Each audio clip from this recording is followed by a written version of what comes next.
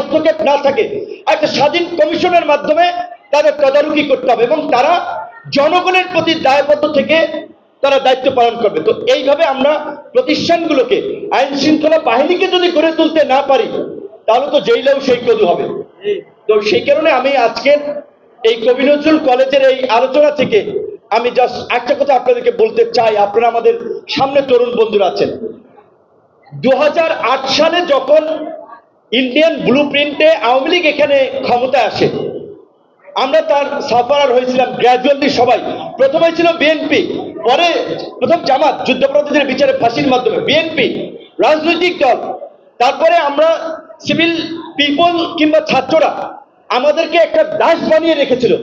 কাজে আজকে 50 বছরের এরকম একটা সুযোগ পেয়েও যদি আমরা এই দেশকে পুনর্গঠন করতে না পারি, আমরা যদি আমাদের রাষ্ট্র ব্যবস্থাকে একটা জবাবদিহিতার মধ্যে নিয়ে আসতে না পারি, তাহলে আবার আমরা এই গোলামীর দাসত্বের মধ্যে পড়ে যাব।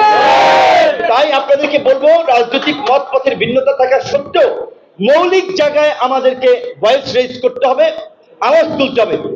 আজকে প্রফেসর ইউনুস স্যার যখন বললেন ছাত্ররা আমার নিয়োগকর্তা, এটা ছাত্রদের জন্য একটা বড় পাওয়া। ছাত্রদেরকে দেখেন, মানুষ এই পরিবর্তনের পরে দেবতার কাতারে নিয়ে গেছিল। টিএসসিতে যখন ফেনীর বন্যার জন্য ফান্ড রেইজ করা হয়েছিল, আপনারা দেখেছেন একজনের মা মারা গেছে, ব্যাংকের মাটির ব্যাংকে টাকা রেখেছিল, ওইটা ভেঙে ওইখানে দিয়েছে। একজনের সঞ্চয় ভেঙে এই নতুন বাংলাদেশ বিনির্মাণ করার জন্য চেক নিয়ে গেছে, নগদ ক্যাশ টাকা নিয়ে গেছে। ছাত্রদের প্রতি মানুষের কি পরিমাণ আস্থা এবং বিশ্বাস ভরসা ছিল। এমনকি এই জুলাইয়ের গণ অভ্যুত্থানেও, যেটা আমি অনেকবার বলি রাজনৈতিক দলগুলোকে, আপনারা 50 বছরে বাংলাদেশকে রাষ্ট্র হিসেবে বিনির্মাণে ব্যর্থ হয়েছেন। আপনাদের পলিটিক্স ফেল করেছে, যেই কারণে নিউ জেনারেশন ইমার্জ করেছে। তারা আগামী নতুন বাংলাদেশ বিনির্মাণের জন্য নতুন পলিটিক্স দিতে চায়, নতুন লিডারশিপের মাধ্যমে। যেই কারণে আমরা রাষ্ট্র ব্যবস্থার পরিবর্তনের কথা বলছি। সো সেই তরুণদের বিরুদ্ধে এখন যে সমস্ত অভিযোগগুলো আসছে, চাঁদাবাজি, তদবির, তারপরে একেবারে সে উমামা এই বৈষম্য বিরোধী আন্দোলনের সে বামধারা রাজনীতি করতো। I know her very well from Dhaka university. যখন আমরা ওই অ্যাক্টিভিজম করি তখন ওরা জুনিয়র, চিনি। নাজমুল ঢাকা কলেজের শিক্ষার্থী।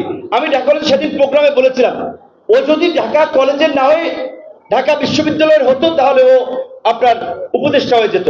তার কন্ট্রিবিউশন আছে। সরি যদি আমি বিশ্ববিদ্যালয়ের ছাত্র, কিন্তু আমি ব্যক্তিগতভাবে এটাকে খুব হেট করি। একটা হচ্ছে প্রাতিষ্ঠানিক ইজম, আর একটা হচ্ছে আঞ্চলিক ইজম। যেমন আমার বাড়ি পটুয়াখালী, বাট আমার কোনো এটার ফিলিংস নাই যে বরিশালের লোক আসেন একসাথে গল্প করি, খাই, একটু কোরাম করি, ইজম করি। আমি ঢাকা বিশ্ববিদ্যালয়ের ছাত্র, ঢাকা বিশ্ববিদ্যালয়ের ছাত্রদের নিয়ে কোরাম, বিকজ আমার তো দায়িত্ব সবার। আমি রাজনীতি করি সব অঞ্চলের মানুষকে নিয়ে, আমি রাজনীতি করি। আমি ছাত্র নেতা, ছাত্র প্রতিনিধি হিসেবে যখন দায়িত্ব শেষ করেছি, আমি সবার প্রতি সমান নজর দিয়ে আমরা কাজ করতে, যে কারণে আমি আঞ্চলিকতাকে এবং ইজমকে আমি লাইক করি না ব্যক্তিগতভাবে। অনেকের এনজয় করে, সেটা ডিফারেন্ট বিষয়।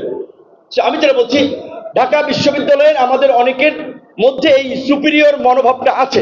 যে কারণে যে বলছি, এই মুভমেন্টে অন্য প্রতিষ্ঠানের ছাত্রদের অনেকের রোল ছিল, কিন্তু সেটা আসলে পরিস্থিতির কারণে আমরা দেখছি খুব বেশি সামনে আসে নাই। এমনকি আমি আপনাদেরকে বলছি যে আমি লাস্ট যে প্রধান উপদেষ্টার সাথে আমাদের যে মিটিং হয়েছে রাজনৈতিক দলগুলোর, সেই সময় আমি বলেছি, স্যার আপনি শুধুমাত্র বৈষম্য বিরোধী কিংবা এনসিপির কিছু ছাত্রদের লেন্স দিয়ে পুরো ছাত্র সমাজকে দেখবেন। এই আন্দোলনে ছাত্র দল, ছাত্র শিবির, অধিকার পরিষদ, ছাত্র ফেডারেশন, ছাত্র ইউনিয়ন, বাম ডান, অনেকগুলো ছাত্র সংগঠন আছে। তারা সুসংগঠিতভাবে রোল প্লে করেছে, অন্যদেরকে এনকারেজ করেছে, উৎসাহিত করেছে। সো আপনি এই সমস্ত ছাত্র সংগঠনের নেতাদের নিয়ে একটা চায়ের দাওয়াত দেন, ওরা খুব খুশি হবে। আপনি তো বাইরের দেশে যান, বিভিন্ন বিশ্ববিদ্যালয়ে লেকচার দেন 3-0 উপরে, ইকোনমিক্সের উপরে, সোশ্যাল বিজনেস, তারা আপনার সাথে ইন্টারেকশন করে এবং তারা ভালো লাগে। তো আমাদের দেশের তরুণরা, যেই তরুণরা একটা রেজিমের পতন ঘটিয়ে বাংলাদেশকে পরিবর্তনের স্বপ্ন দেখছে, আপনি এই তরুণদের সাথে একটা সেশন করেন।